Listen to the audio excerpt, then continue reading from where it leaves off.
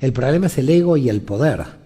Es decir, el problema que plantea Schlag, pero es un problema de Schlag, Jesús de Nazaret también lo explicó hace 2000 años. Siempre estamos con el mismo problema, el ego y el poder. Es decir, andamos siempre caminando por una distorsión de la realidad. En el ser humano hay una problemática, no puede soportar tanta verdad. En consecuencia, como el ser humano no puede soportar tanta verdad, el sistema mental se sitúa en una zona de seguridad. No sé si me van siguiendo. El profeta o el místico tienen un problema, quieren saber la verdad.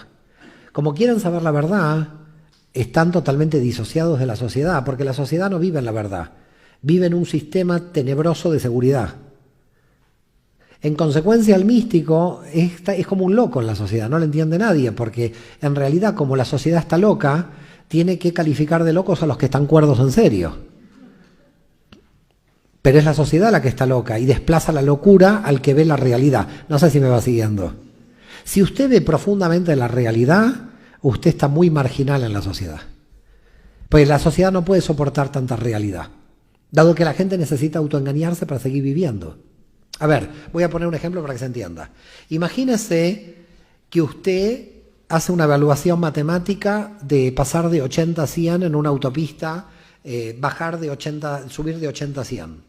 Yo le digo que de 80 a 100 usted nunca va a llegar, porque si usted cuenta 80,00000001 al infinito, diabólicamente nunca puede llegar a 100. La realidad es que es imposible llegar a 100 porque con los decimales usted estaría contando decimales al infinito.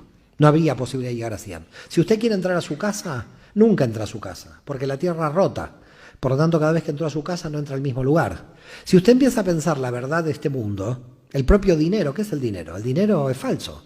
Todo el dinero es falso. Hemos creado un autoengaño general diciendo de que en ese papel vale lo que vale, pero es un autoengaño general el dinero. Entonces, la economía está basada en un autoengaño. El problema de la sociedad es que no puede, de alguna manera, revelar tantos autoengaños.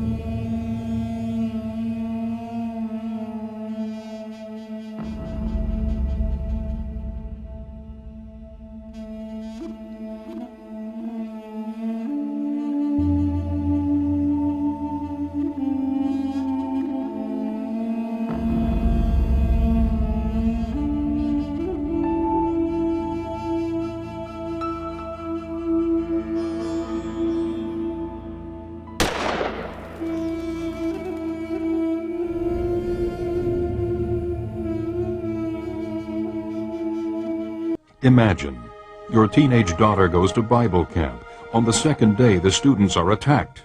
One of the attackers secures her hands behind her back, while another holds a piece of broken glass to her stomach. She's told to deny Christ. I did not answer him, so he pressed the glass harder against me. Do you believe your God can help you? He asked.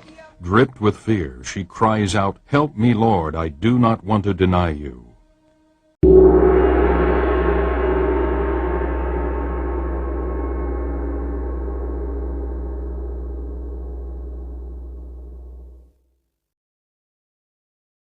Estuve seguro que con cada persona que hablaría lo iba a recibir con alegría o con contentamiento, pero recibí en mi vida expulsiones, ataques.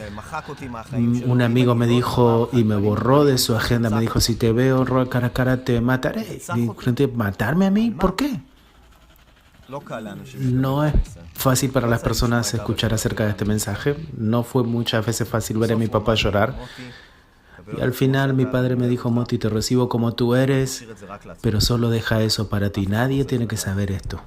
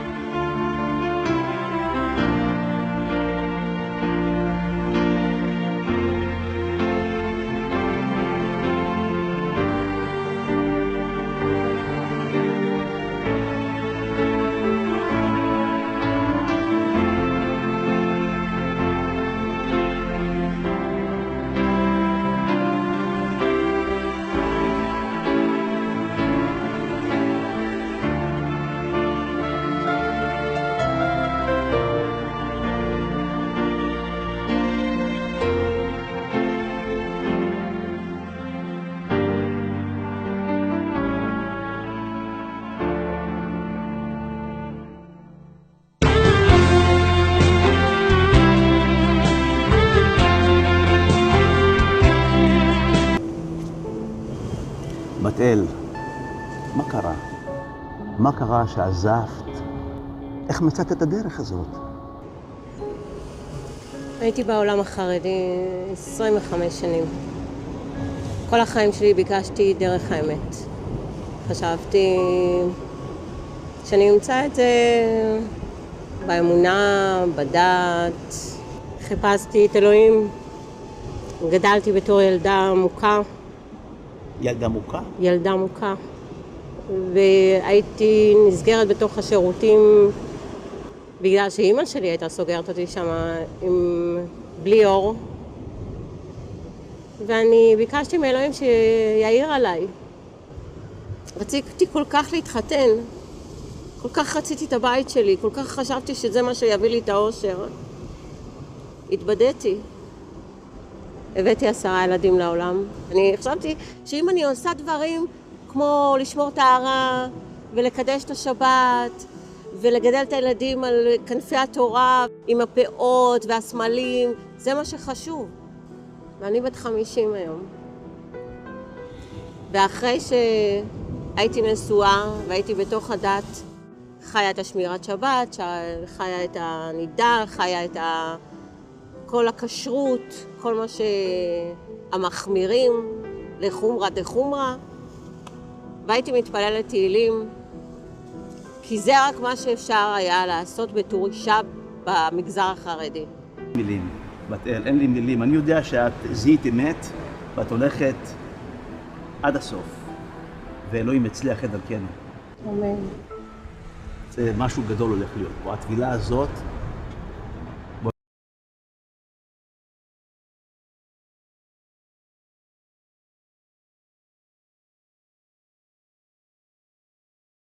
En el capítulo anterior, pudimos desarrollar y fundamentar la afirmación de que no podemos tomar los escritos del Talmud, la Mishnah, la Gemara, entre otros, como autoritativos y normativos, ya que contienen enseñanzas totalmente alejadas de los principios divinos.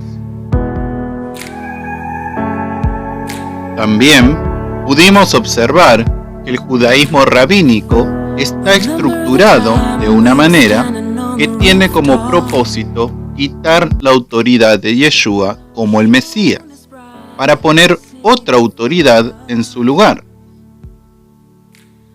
Concluimos con los interrogantes de si Yeshua conocía la Torá oral, bien entendida, y de ser así, cómo se relacionó con ella. Antes de profundizar en estos interrogantes, queremos tratar un punto que consideramos que es de suma importancia. Anteriormente leímos un artículo de la escuela Chabad para los Benei Noach, donde dice: en Mateo 5, versículo 17 al 19, él, Yeshua, declaró que vino a cumplir la ley. Y en Mateo 23, del 1 al 3, defendió la autoridad de los rabinos, pero el resto del tiempo se rebeló contra la ley, mostrando así que aquellas aparentemente palabras de piedad no tienen otra intención que esconder su agenda malvada.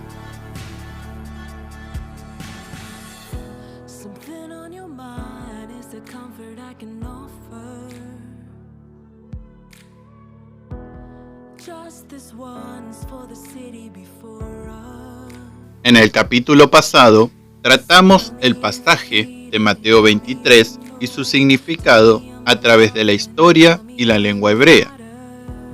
Pero ¿qué decir de Mateo 5? Yeshua cumplió la ley según el judaísmo, pero enseñó a sus seguidores a transgredirla. Ciertamente, el cristianismo, a su forma, dice lo mismo, que Yeshua cumplió todos los requisitos de la ley o Torá y que abolió algunos aspectos o toda la ley de Moisés, y que ahora los cristianos están exentos de guardar toda la Torá, ya que según algunos, algunos aspectos fueron abolidos por Yeshua, y otros dicen que toda la Torá de Moisés fue abolida. Nos propondremos a demostrar con sólidos argumentos, usando la historia, la lingüística y la crítica textual, para demostrar que las afirmaciones del judaísmo y cristianismo no están en armonía con la enseñanza de Yeshua y los apóstoles.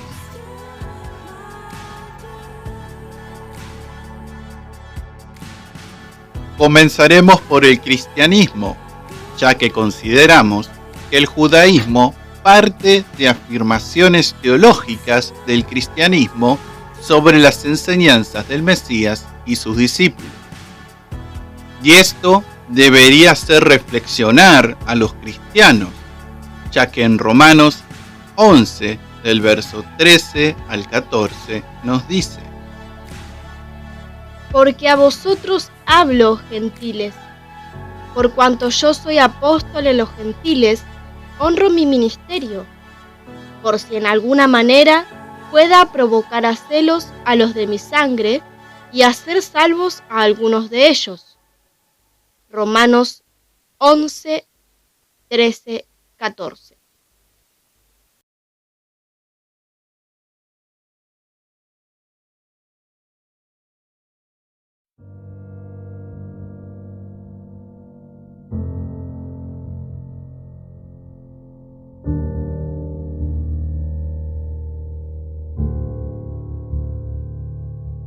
¿Cómo pueden los gentiles provocar a celo a los judíos diciendo que la Torá de Moshe fue abolida? El propósito de Pablo con su ministerio es provocar a celo a los judíos. ¿Y cómo provocarlo si la teología cristiana afirma que Dios abolió la ley de Moisés y desechó a los judíos como su pueblo? Contrario a Romanos 11 y la teología paulina, donde afirma: Digo pues, ¿ha desechado Dios a su pueblo? En ninguna manera, porque también yo soy israelita, de la descendencia de Abraham, de la tribu de Benjamín. Romanos 11:1. Y el mismo Yeshua a una mujer gentil le afirma en Juan 4:22 que la salvación proviene de los judíos. Mientras la teología cristiana y los cristianos sostengan estas mentiras y engaños, despertarán el celo, no de los judíos, sino de Dios, y no para bien. Vamos a analizar, a profundizar en este punto, ya que tanto judíos como gentiles cristianos afirman que Yeshua enseñó que la Torá estaba abolida. Por eso sus seguidores ya no debían guardarla. Primeramente, veremos qué nos dice la Biblia con respecto a este punto, y luego recurriremos a la historia para observar si la enseñanza bíblica se sostuvo a lo largo del tiempo. Mateo 5, 17 y 18 nos dice: No penséis que he venido para abrogar la ley o los profetas. No he venido para abrogar, sino para cumplir. Porque de cierto os digo, que hasta que pasen el cielo y la tierra, ni una jota ni una tilde pasarán de la ley, hasta que todo se haya cumplido.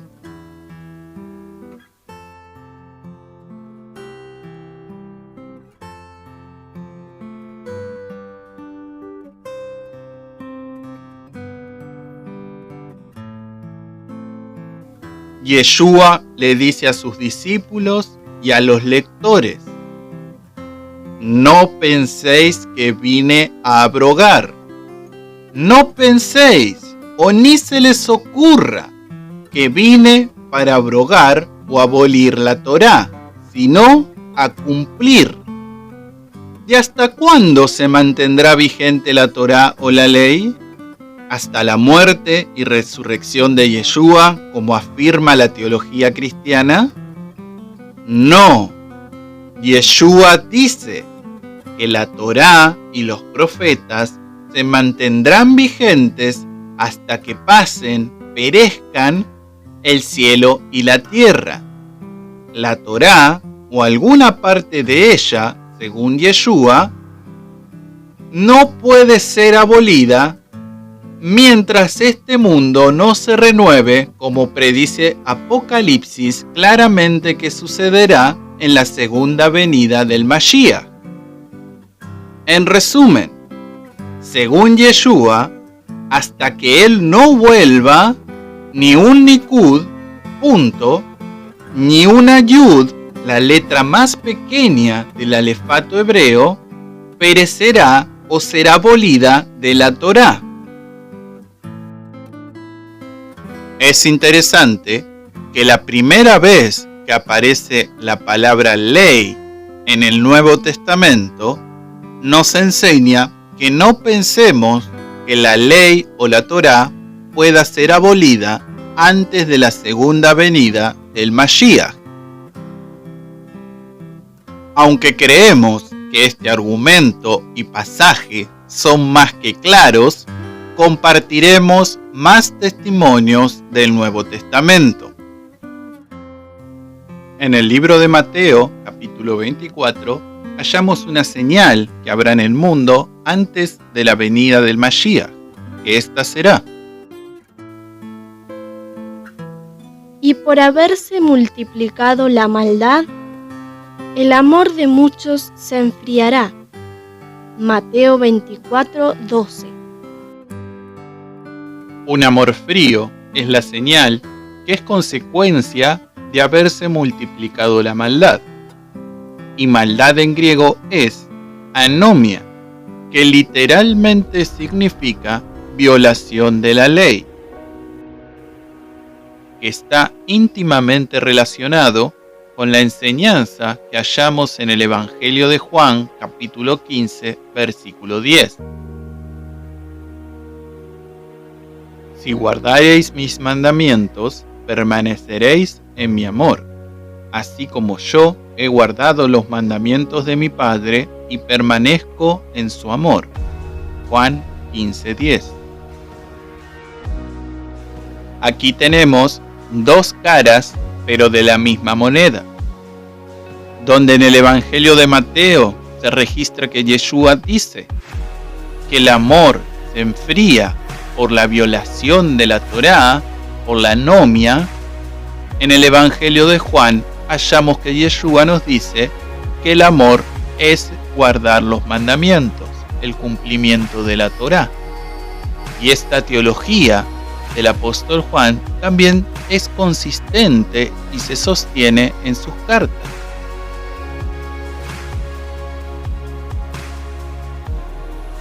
Las cuales claramente se caracterizan por hablar del amor. Hallamos, por ejemplo, en la primera carta de Juan, en el capítulo 3, en el verso 4, que nos dice que el pecado es la transgresión de la ley. Y dos versos más adelante, en el verso 6, nos dice que aquel que permanece unido a Yeshua, al Mashiach, no peca. Dejando en claro así que en la teología del apóstol Juan, el amor que tanto él exalta en sus escritos es un amor que está fundado en guardar la Torá, en guardar la ley.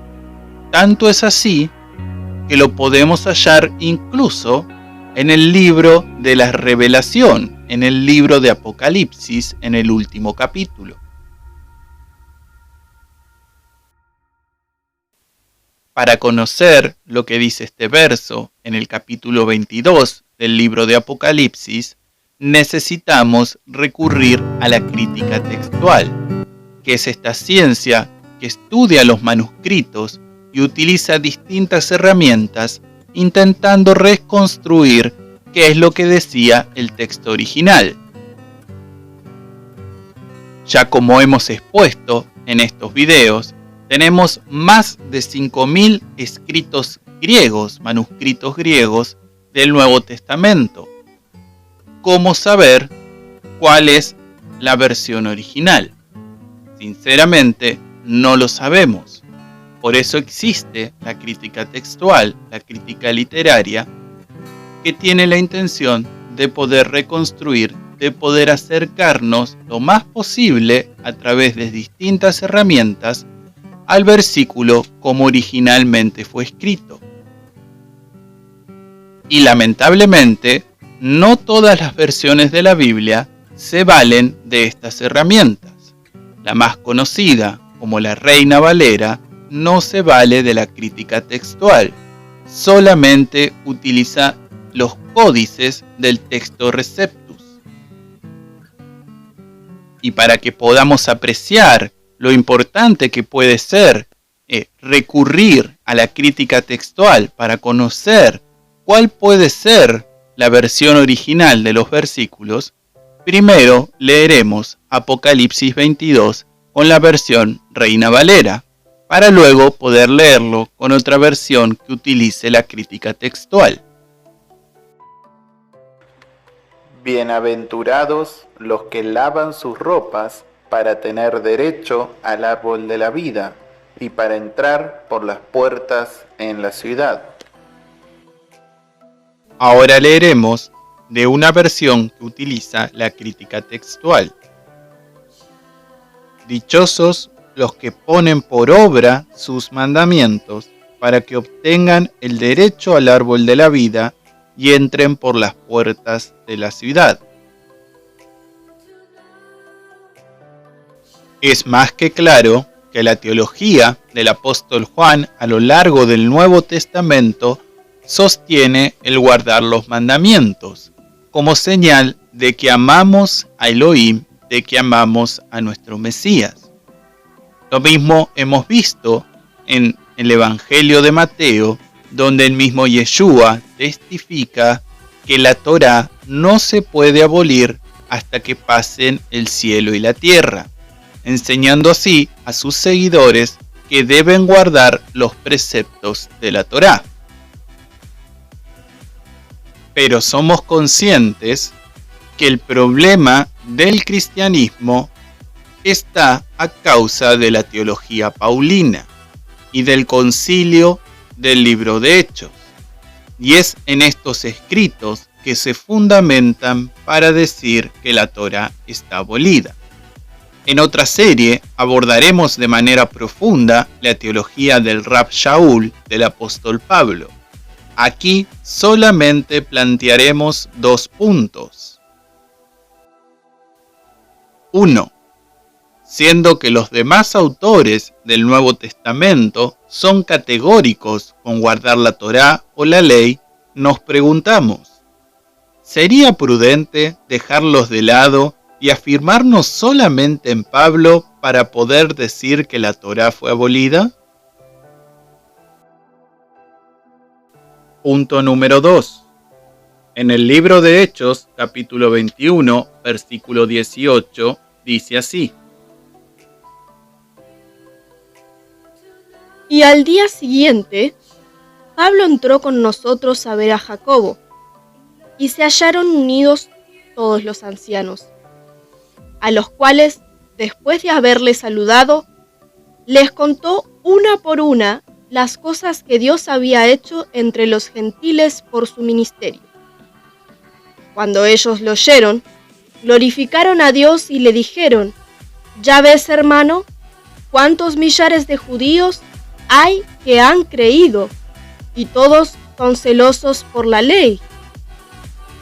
Pero se les ha informado en cuanto a ti, que enseñas a todos los judíos que están entre los gentiles a apostatar de Moisés, diciéndoles que no circunciden a sus hijos, ni observen las costumbres. ¿Qué hay, pues? La multitud se reunirá de cierto, porque oirán que has venido. Haz pues esto que te decimos. Hay entre nosotros 4 hombres que tienen obligación de cumplir voto. tómalos contigo, purifícate con ellos y paga sus gastos, para que se rasuren la cabeza y todos comprenderán que no hay nada de lo que se les informó acerca de ti, sino que tú también andas ordenadamente, guardando la ley. Hechos 21, 18 al 24. Si Pablo enseñaba o le fue revelado por Yeshua que la Torá y la circuncisión fueron abolidas, deberíamos creer entonces que tanto Pablo como los apóstoles estaban montando una farsa, haciéndoles creer a los judíos de Jerusalén que Pablo no predicaba que la ley de Moisés estaba abolida, cuando en realidad sí lo hacía. Incluso es Pablo mismo, en su defensa, que dijo que no habló ni actuó en contra de la ley judía y sus costumbres, en Hechos 25:8 y 28:17. Claramente Pablo no dijo que estuviera abolida la ley, aunque profundizaremos punto por punto la teología paulina en otra serie.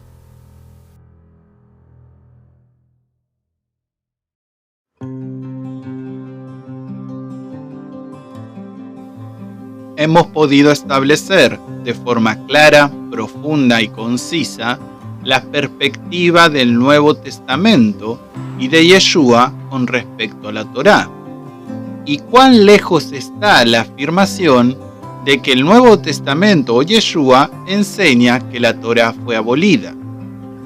Pero como en el primer capítulo de esta serie, hemos dicho que nuestra exégesis no se basaría en interpretaciones de hombres, recurriremos a la historia, en la cual hallaremos evidencia que nos diga que los apóstoles guardaban la ley de Moisés, guardaban la Torá, y también encontraremos evidencia que nos mostrará en qué momento de la historia los cristianos se fueron apartando de esta teología.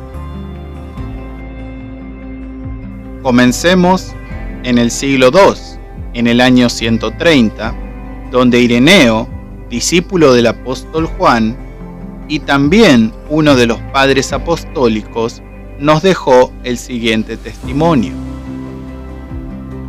Ellos mismos continuaron observando las costumbres antiguas. Lo mismo hicieron los apóstoles, escrupulosamente actuando de acuerdo a la dispensación de la ley mosaica. Contra los herejes, 2:23-15.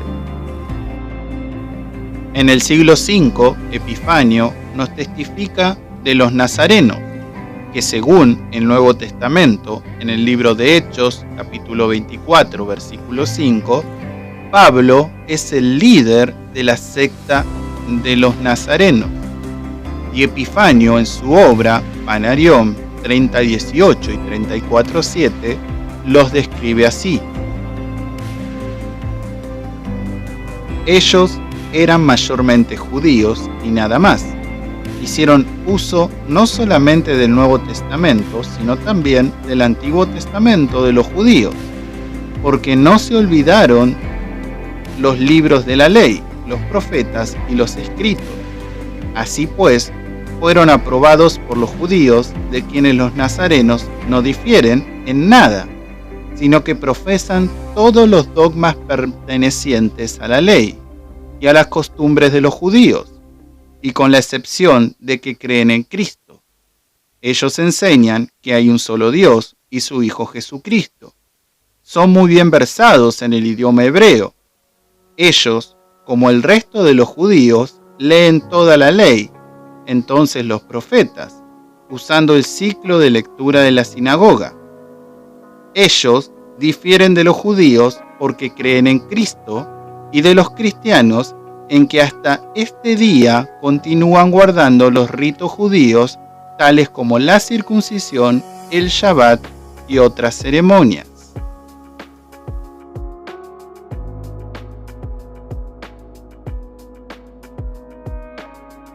hay mucha más evidencia, pero antes de pasar a ella, pensemos en lo que acabamos de leer. Tenemos a Ireneo, discípulo de Juan, en el siglo II, testificando que los apóstoles guardaban todo conforme a la ley de Moisés. Y en el siglo IV, a Epifanio, testificando que los nazarenos creían en Yeshua como el Mesías y guardaban toda la ley de Moisés, de las cuales el Nuevo Testamento testifica que Pablo, el apóstol, era su cabecilla. Lo cual nos hace preguntar, ¿qué pasó? Porque ya es el mismo Epifanio que está marcando una diferencia entre la secta nazarena, en el cual el cabecilla fue el mismo apóstol Pablo, con otro grupo que se identifica como cristianos. ¿Qué pasó? Que aquí ya ha habido una ruptura entre aquellos que eran seguidores, creyentes de Yeshua como el Mesías, porque algunos guardaban toda la Torá y otros no. ¿Qué ocurrió para que el cristianismo abandonara completamente esta teología? Y la respuesta la hallamos en una sola palabra: antisemitismo.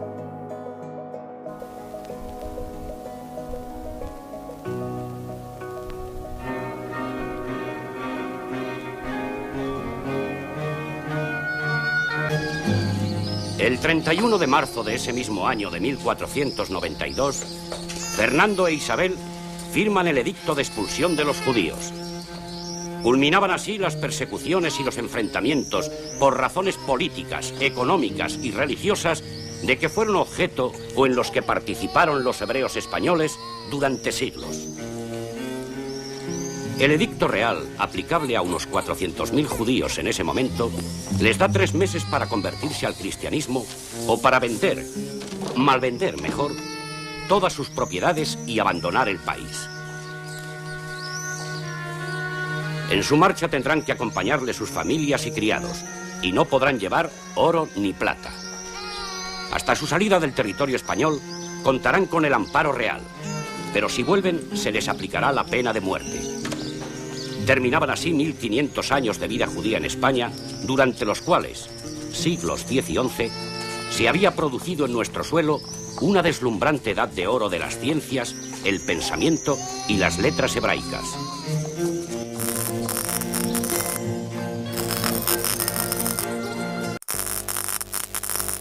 Hay un movimiento peligroso dentro de algunas iglesias cristianas evangélicas.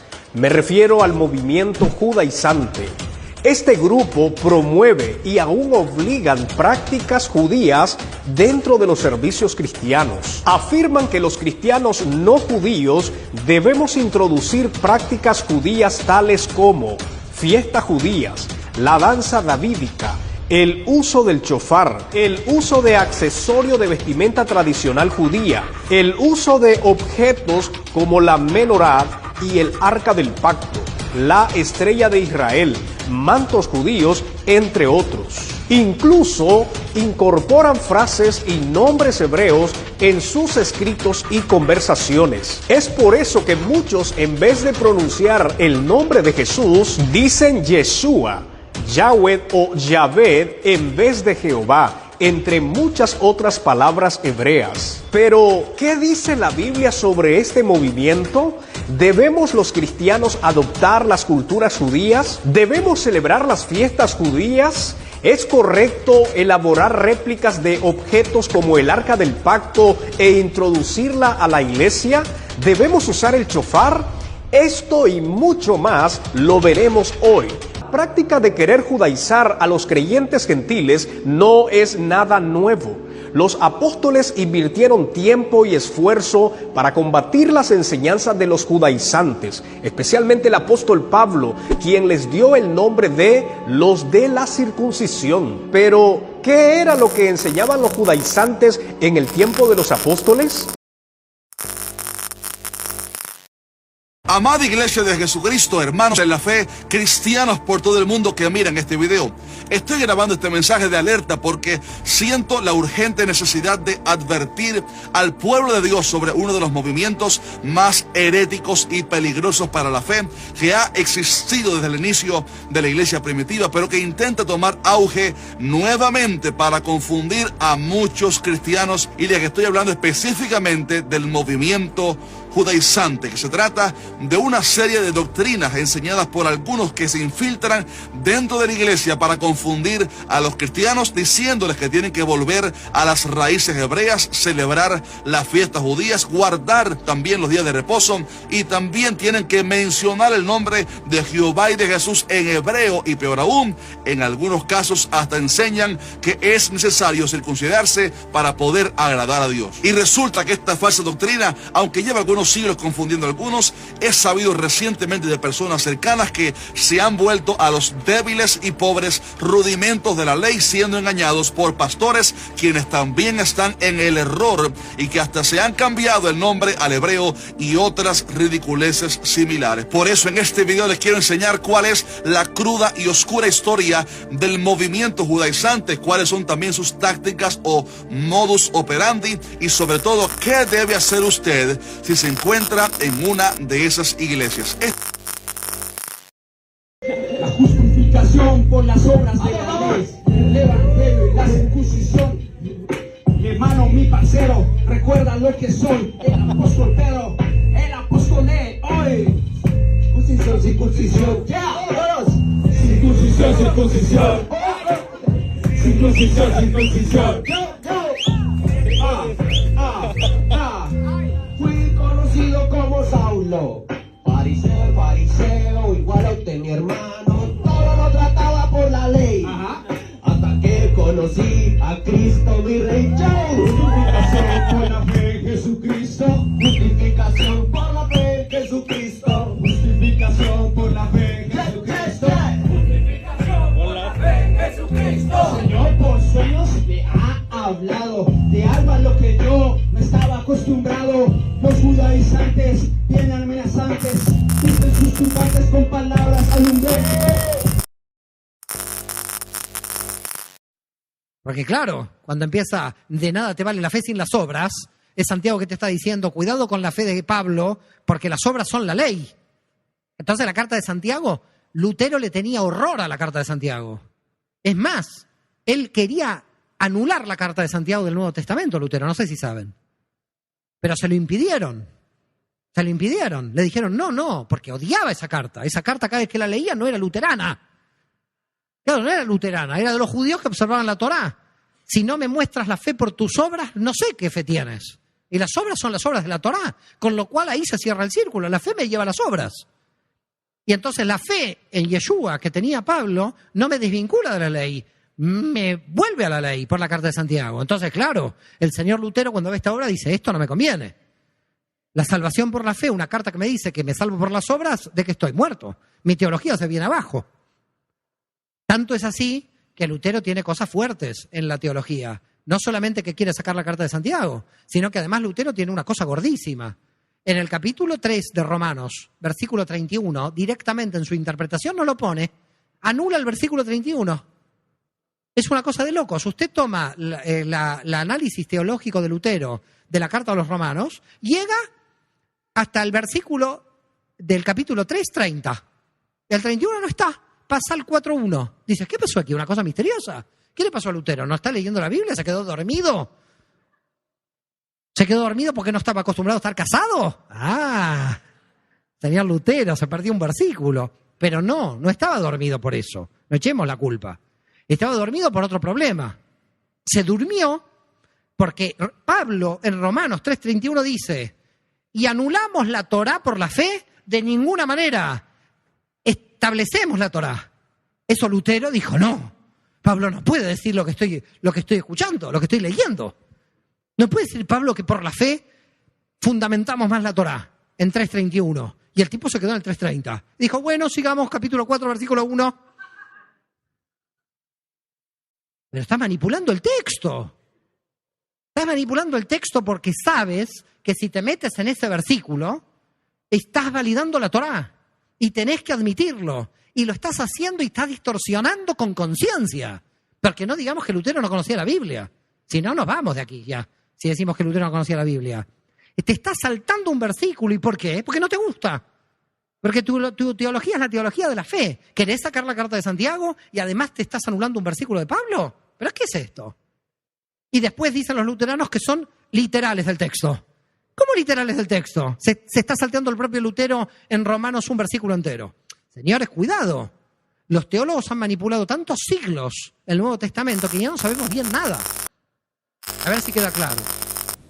Luego viene Justino Mártir, años 100, 150, después de Yeshua. Justino de Roma, conocido popularmente como Justino Mártir, fue uno de los más influyentes intelectuales helenistas cristianos de sus días. Justino fue uno de los primeros y más connotados filósofos cristianos de todos los tiempos. Es sin duda uno de los creadores del cristianismo que ahora tú practicas. Escribió muchas obras, de las cuales algunas han sobrevivido, y entre ellas posiblemente la más famosa, conocida como Diálogo con Trifo. Trifo es un rabino judío del segundo siglo que no creía que Yeshua era el Mesías. Y él tuvo un debate con este rabino. En esta obra, Diálogo con Trifo, Justino nos narra sus propias consideraciones de ese debate que él sostuvo con este rabino. El debate tuvo lugar nada menos que en la ciudad de Corinto. Y el tema tratado fue la validez del judaísmo y de la ley de Moisés. Lastimosamente no tenemos sino los argumentos de Justino, y de esta forma el debate es visto exclusivamente del lado de Justino. Hubiera sido extraordinario escuchar a estos dos intelectuales, un filósofo cristiano y un rabino judío, sobre un tema tan interesante. En todo caso, en su libro Diálogo con Trifo, Justino usa varios argumentos que son pertinentes a esta conferencia. El primer argumento que él usa en su debate tiene que ver con la ley de la circuncisión en la carne.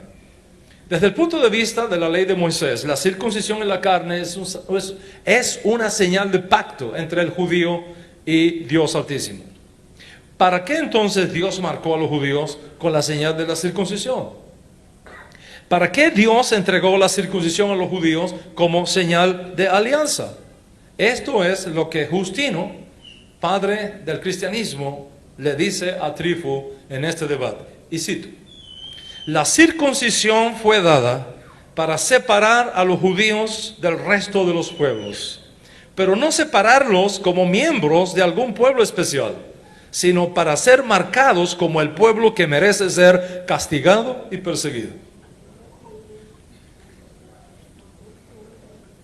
¿Está escuchando?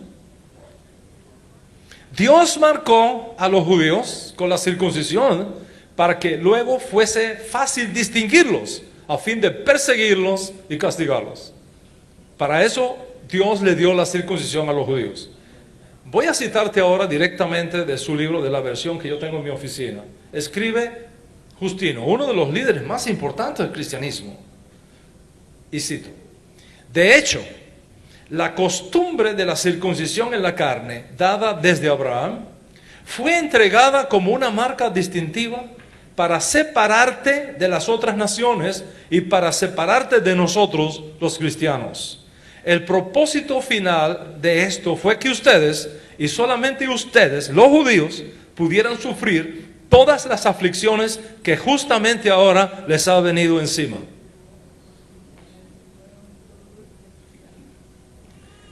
¿Cuál es la razón, dice Justino a Trifo, por la cual ustedes se merecen todo este castigo? Respuesta de este padre de la iglesia: porque ustedes asesinaron a Cristo.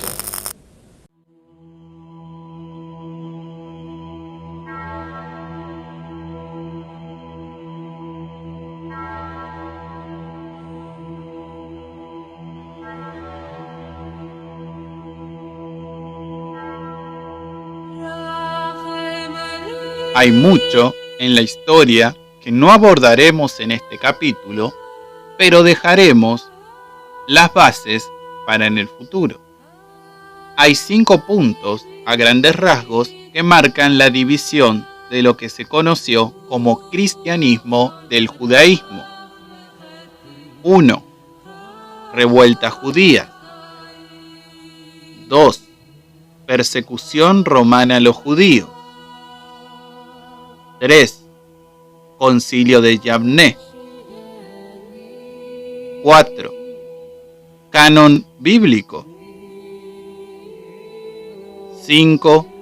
Introducción de filosofía griega a la interpretación del Nuevo y Antiguo Testamento.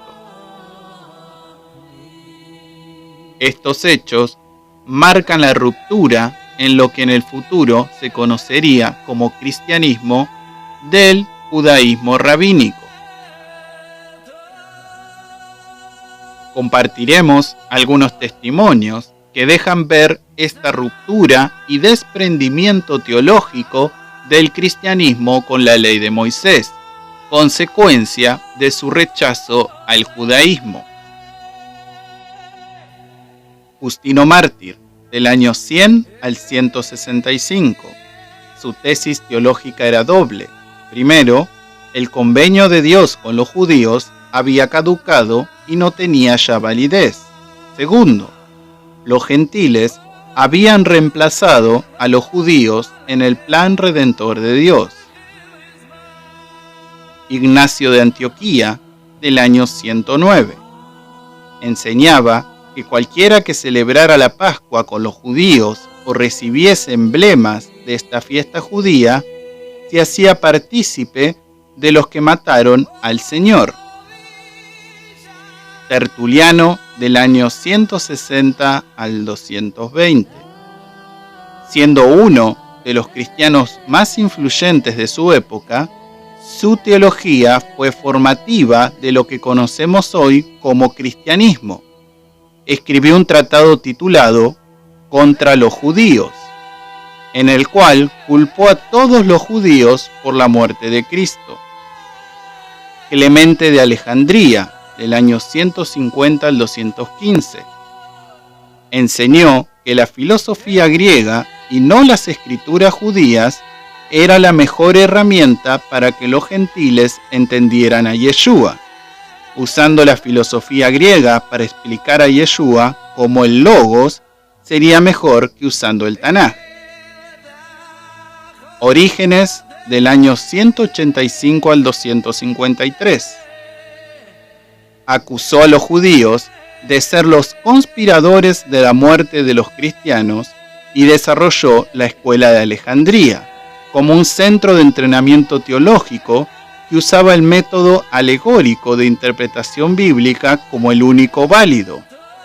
Para Orígenes, el método básico para entender la palabra no es el sentido literal, excepto que el contexto indique lo contrario, sino el alegórico. Usando este método, Orígenes espiritualizaba o alegorizaba toda la escritura. En el año 185, a la edad de 18 años, vino a ser el director de la Escuela de Alejandría y allí estuvo por los próximos 27 años. Él asumió el método de interpretación alegórica para enseñar también las escrituras. Este método alegórico trajo como resultado la negación del significado literal y primario de las escrituras, y sus resultados fueron desastrosos para la teología. Por ejemplo, cuando se estudió en la Escuela de Alejandría el tema de Israel, se le hizo por los ojos del método alegórico de interpretación, lo cual dio paso a la teología del reemplazo, por el cual la iglesia cristiana era el nuevo Israel. Las maldiciones entonces se dejaron para el Israel físico y las bendiciones se transformaron al Israel espiritual. Y las bendiciones se transfirieron al Israel espiritual. Desde entonces, dos Israeles existen en la mente de la mayoría de los cristianos. sin darse cuenta que este dualismo teológico concibe lo físico como contrario a lo espiritual, por debajo de lo espiritual, separado de lo espiritual y de inferior clase, subliminalmente el antisemitismo encontró en esta teología el campo apropiado para minar las mentes. En adición, Orígenes no solamente estableció la escuela de Alejandría, sino que fundó otra en Cesarea, y en ambas todos los estudiantes cristianos que vinieron luego a ser los pastores y líderes de la iglesia fueron forjados con el sistema de alegorización de las escrituras y consecuentemente con la teología de reemplazo.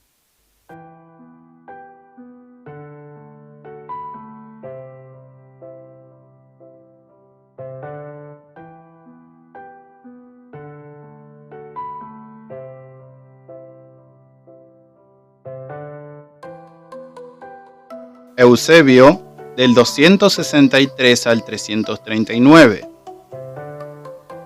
En Cesarea, Orígenes dejó a su amigo y discípulo de Pánfilus la dirección del centro teológico de donde se graduó Eusebio, quien vino luego a ser conocido como el padre de la historia de la Iglesia por sus escritos de los anales históricos de aquellos años iniciales. Fue nombrado obispo de Cesarea y después amigo y consejero personal del emperador Constantino, quien nominó luego el cristianismo como religión oficial del imperio. Eusebio fue muy claro en mostrar con sus métodos de interpretación alegórica que las maldiciones del Tanaj estaban sobre los judíos y las bendiciones sobre los cristianos.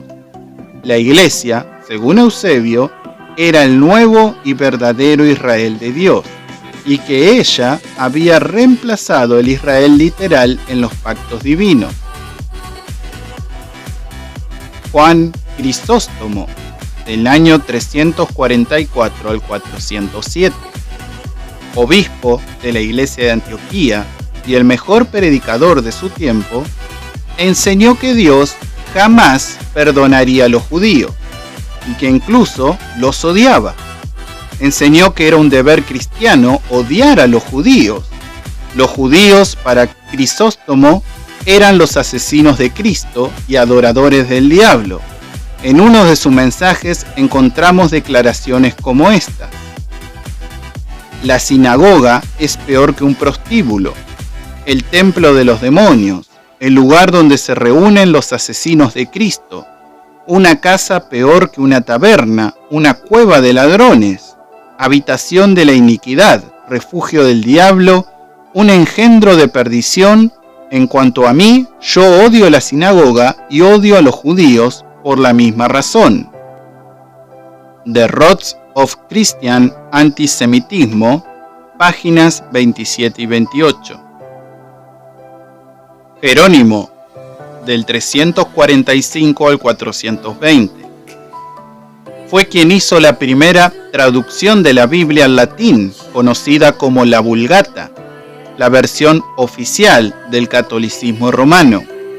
Enseñaba que los judíos eran incapaces de entender las escrituras, que debían ser duramente perseguidos hasta que forzarlos a confesar la verdadera fe.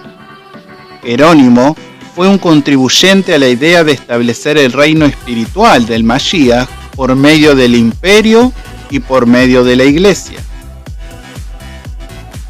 Agustín de Hipona, del 354 al 430. Quizás el más importante teólogo del cristianismo usó el método alegórico de Orígenes. En una de sus obras, La ciudad de Dios, explicó que el reino literal prometido a Israel bajo el Mashiach debía ser entendido espiritualmente. Negó la realidad de un milenio literal con un Mashiach literal gobernando el mundo desde Jerusalén y aplicó tal principio a un reino espiritual en el corazón de los hombres por medio de la iglesia, no por medio de Israel. Según Agustín, estamos ya viviendo en el milenio y en el reino de Dios, que es la Santa Iglesia. Si usted se hace miembro de la iglesia, usted se convierte en ciudadano de la Nueva Jerusalén, que es espiritual y no literal. Para Agustín, el diablo está ya atado y los cristianos estamos estableciendo el gobierno de Dios sobre la tierra. Cuando hayamos conquistado todo el mundo con la ayuda del imperio, Yeshua vendrá por segunda vez y la eternidad comenzará. Agustín enseñaba que los judíos merecían la muerte, pero que en vez de morir, ellos deberían vivir encerrados en nuestras ciudades, para ser testigos presenciales de su juicio, destrucción y de la exaltación y triunfo del cristianismo. La ausencia de los judíos mesiánicos, como la secta nazarena, por ejemplo, propició que la acusación principal que se le hiciera a los judíos es la de haber sido los asesinos de Cristo.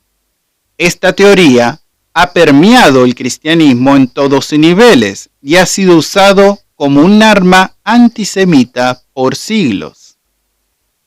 En realidad, no fueron los judíos los que mataron a Cristo, sino un grupo específico de judíos quienes lo hicieron, aquellos que gobernaban al pueblo y ocupaban posiciones de liderazgo.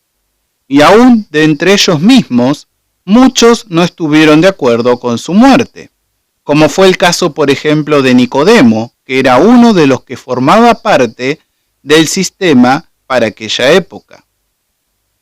El movimiento iniciado por Yeshua provocó la aglutinación más grande de judíos de toda la historia de Israel alrededor de un profeta. Las multitudes que seguían a Yeshua eran incalculables. Y en todo caso, no solamente los judíos estuvieron involucrados en el proceso de su sentencia y muerte, sino también los gentiles. El libro de Hechos muestra que en la muerte del Mashiach estuvieron presentes tanto los judíos como los gentiles.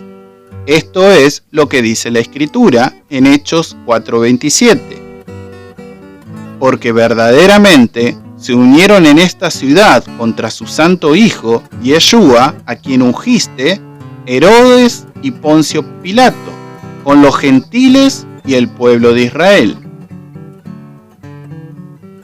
En definitiva, detrás de todo estaba el programa de Dios, para hacer cuanto tu mano y tu consejo habían antes determinado que sucediera. Hechos 4:28. Sin la muerte del Mashiach no habría esperanza alguna, ni para judíos ni para gentiles. De manera que la acusación contra los judíos de ser los asesinos de Cristo carece de fundamento profético, teológico y ético.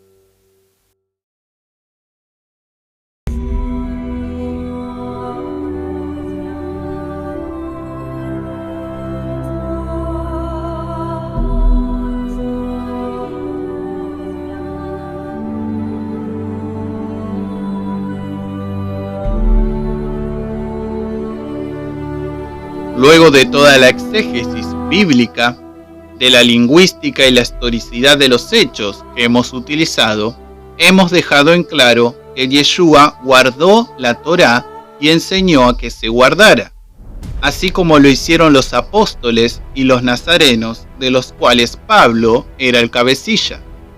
Hemos demostrado que la afirmación de que Yeshua lleva a que se abandone la Torá de Moshe, como afirma la escuela judía Chabad, o como afirma la religión o teología cristiana, es falsa. Es una desvirtuación teológica de las enseñanzas de Yeshua y sus discípulos, producto del antisemitismo cristiano gentil. Establecido estos puntos y estos argumentos, ahora nos resta conocer la relación de Yeshua con la Torá oral. Veremos que en el Sermón del Monte, Yeshua cita la Torá oral. Veremos que en este sermón incluso tenemos mucha información de qué tipo de judaísmo practicaba el Mesías. pero lo abordaremos en la tercera y última parte de este tema de la serie El rescate del Mesías.